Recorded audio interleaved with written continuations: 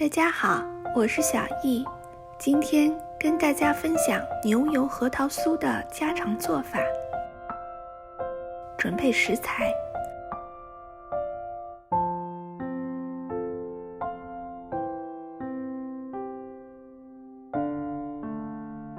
小苏打用热水化开备用。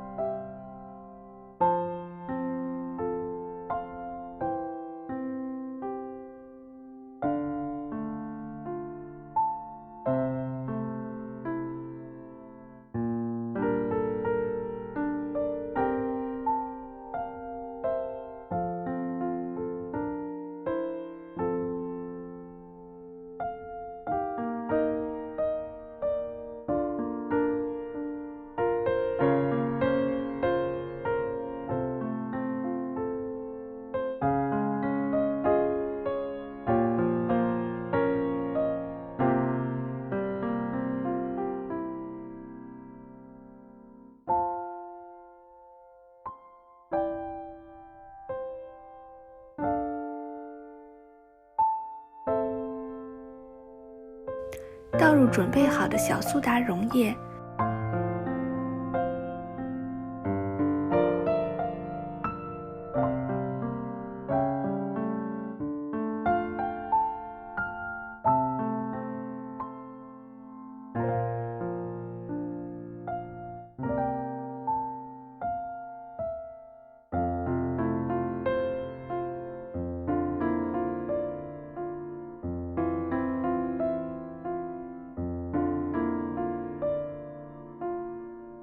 将所有的食材搅拌成面糊状。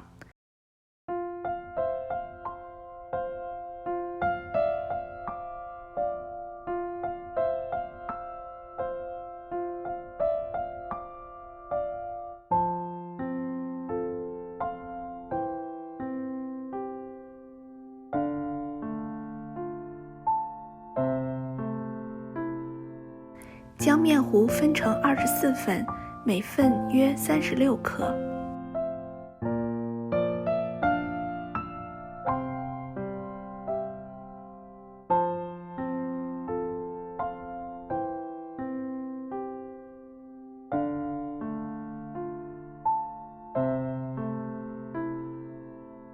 当饼干的边缘变成棕色后，就可以出炉了。边缘酥脆，心部酥软，香气四溢，甜而不腻的核桃酥就做好了。